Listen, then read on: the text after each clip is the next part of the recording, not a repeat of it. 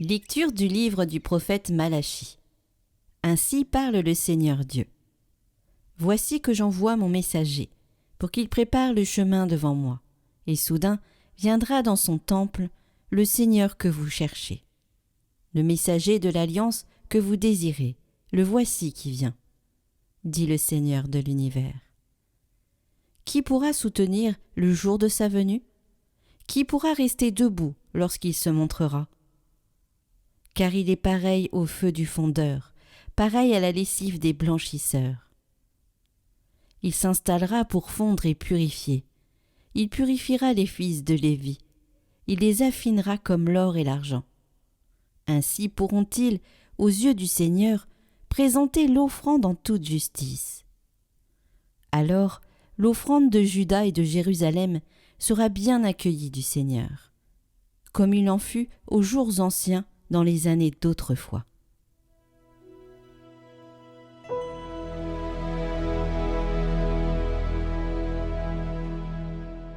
C'est le Seigneur, Dieu de l'univers, c'est lui le roi de gloire. Portes, levez vos frontons, élevez-vous portes éternelles, qu'il entre le roi de gloire. Qui est ce roi de gloire? C'est le Seigneur, le fort, le vaillant, le Seigneur le vaillant des combats. Portes, levez vos frontons, levez-les, portes éternelles, qu'il entre le roi de gloire. Qui donc est ce roi de gloire? C'est le Seigneur, Dieu de l'univers, c'est lui le roi de gloire.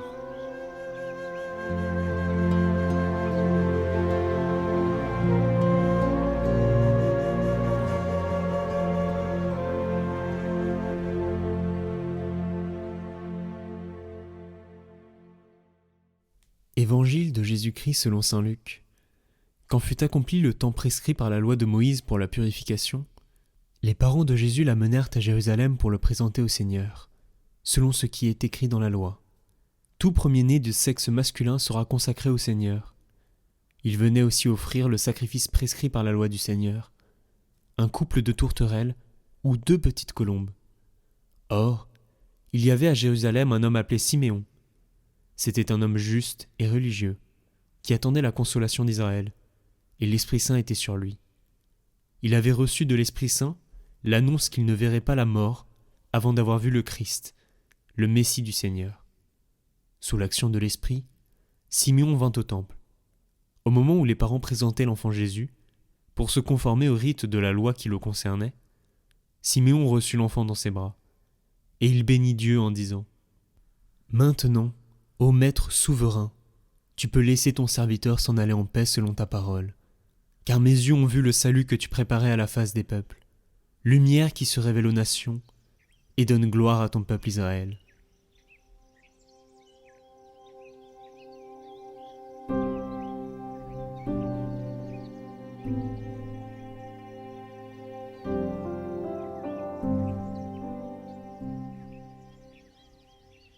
Commentaire d'Isabelle Duché. Aujourd'hui, c'est la chandeleur, façon plus commune de nommer la présentation de Jésus au temple. Qui étaient présents? Joseph et Marie, venus offrir à Dieu l'enfant Jésus. Ils obéissent. Mais aussi 2 vieillards, Siméon et Anne. Eux, ils révèlent. 40 jours après la naissance de Jésus, Joseph et Marie se présentent au temple de Jérusalem pour suivre la tradition juive. Tout premier-né de sexe masculin sera consacré au Seigneur. Ils sont accueillis par un vieil homme, juste et pieux. Cet homme qui avait reçu de l'Esprit Saint annonce qu'il ne verrait pas la mort avant d'avoir rencontré le Sauveur, le Messie envoyé par Dieu. Quand Siméon prend l'enfant dans ses bras, c'est tout l'Ancien Testament qui le saisit, qui le caresse et qui se réjouit. C'est bien un enfant qui est présenté, et c'est le Sauveur des nations, venu sauver tous les hommes sans exception. Anne, la femme qui loue Dieu. Il y a aussi dans le temple une prophétesse, Anne, fille de Phanuel. Elle louait Dieu et parlait de l'enfant à ceux qui attendaient le rachat de Jérusalem. La première alliance est parvenue au terme de sa course. Elle reconnaît en Jésus le Messie tant attendu. La prophétesse Anne annonce ainsi à tous ceux qui veulent l'entendre qui est véritablement cet enfant. Cette présentation au temple est une rencontre entre les jeunes, Marie et Joseph, avec leur nouveau-né, et les personnes âgées, Siméon et Anne. Que dit saint Luc à propos de ces personnes âgées ? Il souligne plus d'une fois qu'elles étaient guidées par le Saint-Esprit. Le pape François précise que ces 2 personnes âgées sont pleines de vie car elles sont animées par le Saint-Esprit, dociles à son action et sensibles à ses appels. Ce sont des révélateurs. Siméon et Anne, la prophétesse, sont des justes et agissent comme le révélateur de l'identité de cet enfant. Le frère Yves Berriault nous invite à nous souvenir de l'époque où l'on devait développer des photos en studio.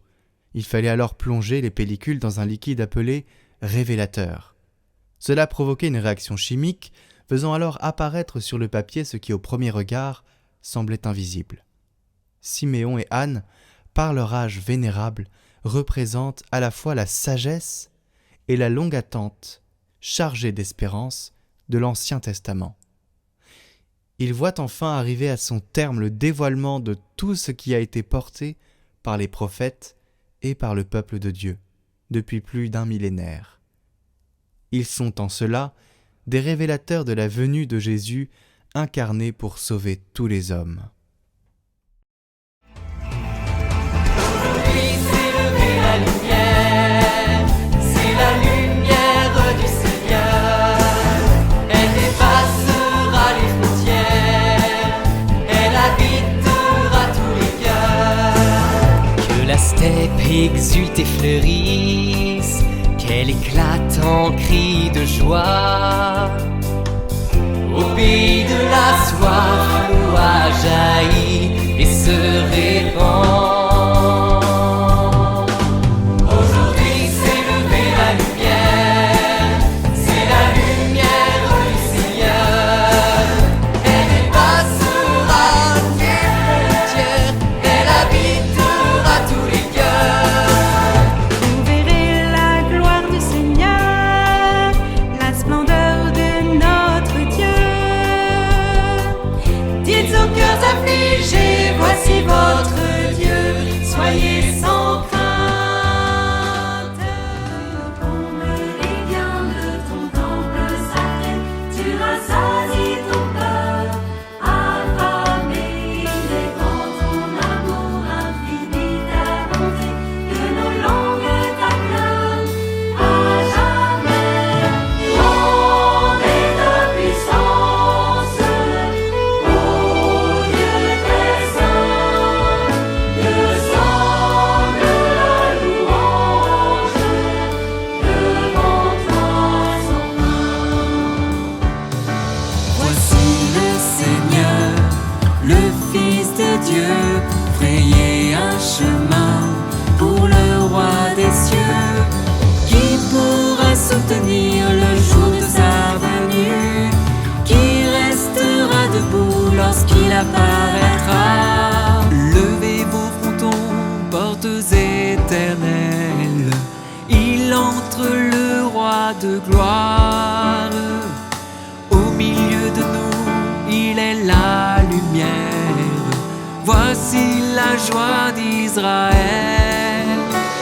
Voici le Seigneur, le Fils de Dieu, frayer un chemin pour le Roi des cieux. Qui pourra soutenir le jour de sa venue? Qui restera debout lorsqu'il apparaîtra?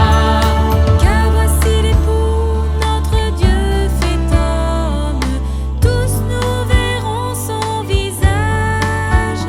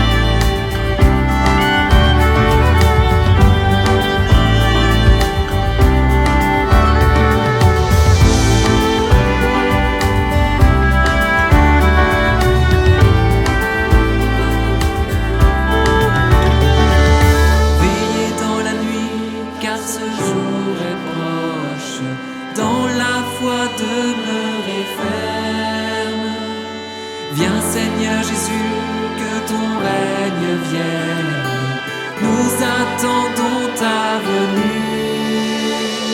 Voici le Seigneur, le Fils de Dieu, frayer un chemin pour le Roi des cieux. Attendons dans la foi le jour de sa venue. En lui nous revivrons lorsqu'il apparaîtra. Voici le Seigneur, le Fils de Dieu, frayer un chemin pour le Roi des cieux. Attendons dans la foi le jour de sa venue. En lui nous revivrons lorsqu'il apparaîtra.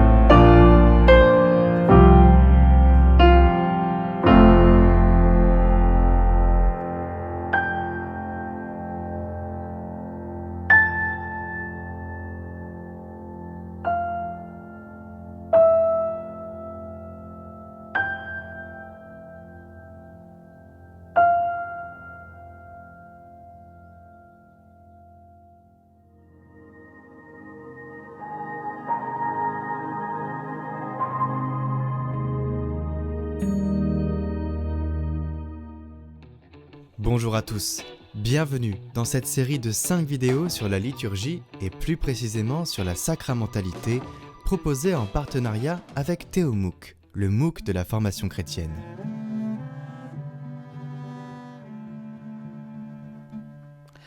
Enfin, nous aborderons une dernière dimension des sacrements qui est sa dimension pneumatologique.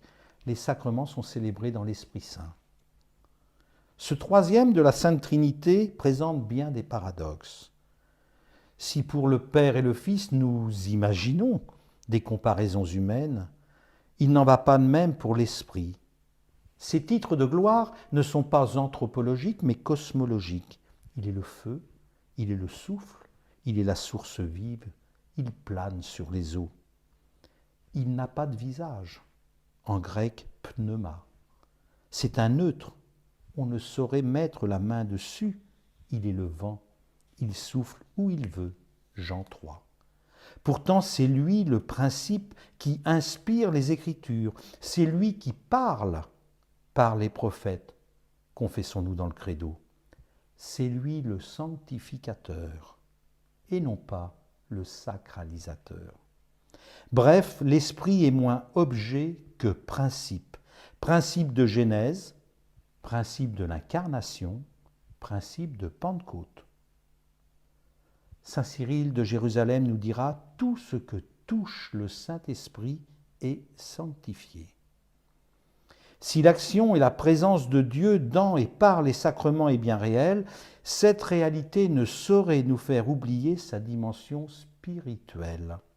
C'est justement cette dimension spirituelle qui nous préserve de l'erreur de la chosification de Dieu dans les sacrements.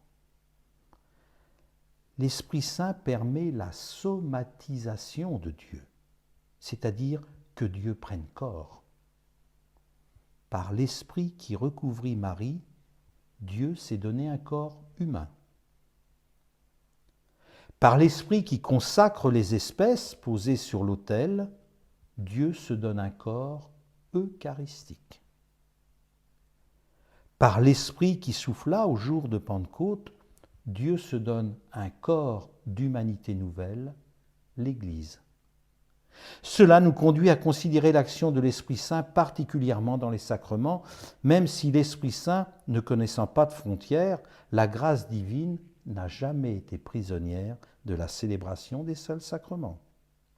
Mais les sacrements sont par excellence les lieux de la célébration du corps sous toutes ses formes, nos corps, le corps eucharistique, le corps ecclésial. Le Saint-Esprit qui inspire les Écritures, la parole, nous donne d'écouter la parole, de parler à Dieu dans la prière et de parler de Dieu à nos frères. C'est l'esprit de Pentecôte. Nous avons hérité du Moyen-Âge une perception très christocentrée des sacrements au détriment de sa dimension spirituelle. Les deux dimensions s'enrichissent mutuellement. Les sacrements nous donnent de rencontrer le Christ et de vivre de sa vie. C'est une expérience très intime. Mais cette expérience est aussi spirituelle. C'est-à-dire que je ne peux m'accaparer le Christ. L'Esprit Saint creuse en moi l'altérité. Car il est l'esprit d'amour et de charité. Donc les sacrements m'ouvrent à l'altérité de la rencontre divine, mais aussi de la rencontre des autres. Car ce que j'ai reçu dans les sacrements, je ne peux le refermer en moi, le renfermer en moi, le garder en moi. C'est la première conséquence de la Pentecôte. Acte 2, verset 4. Aperuit loqui. Ils s'ouvrirent à la parole pour annoncer les merveilles de Dieu. Les sacrements sont donc ces lieux où, par la puissance de l'Esprit Saint, il m'est donné de m'ouvrir à la parole qui est le Christ et de proclamer au monde les merveilles de Dieu. Le monde de la sacramentalité est donc bien éloigné des valeurs courantes de nos sociétés. La question est donc de savoir comment je suis dans le monde en cohérence avec ce que je reçois lorsque je célèbre, lorsque je participe à la célébration des sacrements.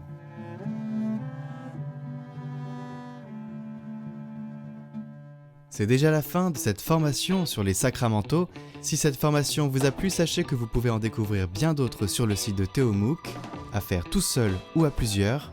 Sachez que Catoglade partage cela avec Théomouc bénévolement et que nous sommes très heureux de pouvoir enrichir notre contenu avec d'autres contenus et de les promouvoir aussi. C'est ça, l'évangélisation.